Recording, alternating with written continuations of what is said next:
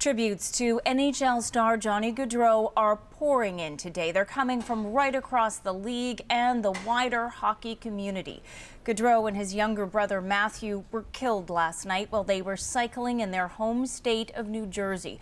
Gaudreau first made his mark in the NHL when he was playing with Calgary. He played there for 9 seasons, and he played the last 2 seasons with the Columbus Blue Jackets. CBC's Sam Sampson has more on Gaudreau and why he'll be remembered as Johnny Hockey. Go, Johnny, go, go, go. The memory of Johnny Gaudreau still lives on at the arena he once called home.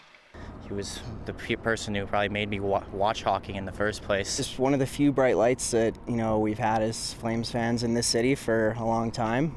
Haven't, had a lot to cheer for, but he was one of those guys that, even if we're losing, he's just entertaining to watch.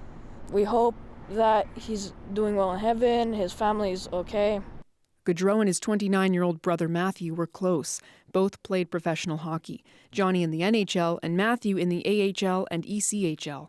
Police say the brothers were riding bikes on this road in their home state of New Jersey Thursday. The brothers were hit and killed by a suspected drunk driver. They were supposed to be groomsmen at their sister's wedding Friday.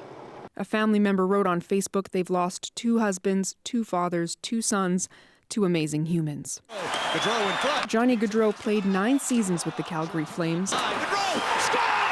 Nicknamed Johnny Hockey for his skill and speed, Gaudreau gave fans big moments like this overtime winning goal against the Dallas Stars in the 2022 playoff run. It was just time for me to make a little bit of a change, I think. He left for the Columbus Blue Jackets 2 years ago, saying he wanted to be closer to family, a frustrating move for Flames fans, who gave him a mixed welcome his first game back in Calgary. As a physically smaller player in the NHL, Gaudreau defied expectations. Especially those smaller kids who were told, you're not going to be able to make it, whether it's hockey or some other sport. You're not the right size. It's not the right fit for you. And, they can look at him and say, this is a guy who defied those odds. Gaudreau's stateside fan base now joins Canadians saying goodbye too soon. He spoke highly of Columbus. He wanted to raise his family here. He talked about that all the time. A loss now mourned by family and fans. Sam Sampson, CBC News, Edmonton.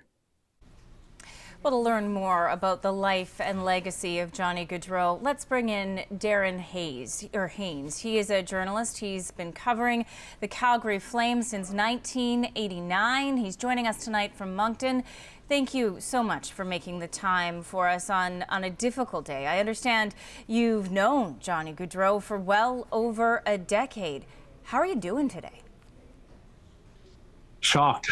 I think basically like the rest of the Calgary hockey community, it's definitely hard to wrap your head around something this tragic. Him and his brother, Johnny Gaudreau, such a family of such, like, I've never covered a player that had a higher value on family. When he went to the All-Star game all those years, every time it was his parents, it was his uncle, it was his brother, it was his sisters that all came with him. It was a package deal. And so for 2 of them to be lost, it's just a devastating day that, even though I'm not in Calgary today, I'm on vacation, I can feel it, I can see it. All my friends and social circles back in Calgary, this is hitting the city pretty hard. What kinds of things are people telling you? There's a lot of reminiscing going on. This was a guy when he came along. The team had was in need of a new direction, a fresh face, a face of the franchise. Probably the all-time greatest Flame, Jerome McGinley, had moved on, so the team was kind of lacking in identity. And here was this 4th-round pick. Star players don't come out of the 4th round very often, but here's a guy that started to get a lot of fan interest. Excitement started to build as he moved on and started putting up some pretty big numbers at Boston College. And they started to think, hey, maybe this is going to be a guy that can really really put us back on the map a little bit. And he turned into that star player. He was electrifying as a talent, a playmaker, just a real fun player to watch live. And it wasn't too long where that sea of red that so often had number 12 Iginla jerseys now had number 13 Gaudreau jerseys. Just a fan favorite from the start. Just they loved the little guy who was able to kind of find his way in a league that was comprised of mostly bigger players. Yet he found his niche and really kind of just, it was electric, the atmosphere in the saddle. And every time he got the puck behind the net and started carrying the puck up the ice, you just knew something exciting was going to happen.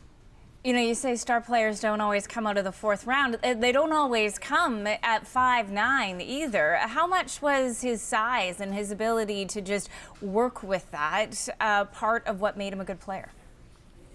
Yeah, I mean, that's the thing. And you say 5'9", he's listed at 5'9". You know, I'm pretty sure that he must have had skates on for when they had that measuring tape out. I think that's probably even generous. But yeah, you know, that was him, and he wasn't a physical player. Like he was not a physical player at all, but he was able to dodge the physical activity just because he was so elusive, because he was so agile on his skates. And that's something you learn when you're coming through college hockey, and before that the USHL. You have to learn to, because you're up against kids and back then kids and older and young men and young adults and eventually big adults who are all bigger than you, and you learn to kind of be able to dodge and weave and that sort of thing. And so he really, that was his niche, is he was a skilled player who I think the skeptics were, until he played that first game, the tail end of the 2013-14 season when he signed after out of Boston College and played the Flames final game of the season. And then he went right into the NHL as a full-timer the next year. Until that happened, I think there was an element of doubt. But he proved them wrong, just like he was always driven to show that, yeah, I may be small, but I can play in this league. And he sure showed that he could. Oh, we're going to have to leave it there, but thank you so much for sharing those memories with us today. Sounds good. That is sports journalist Darren Haynes. He joined us today from Moncton.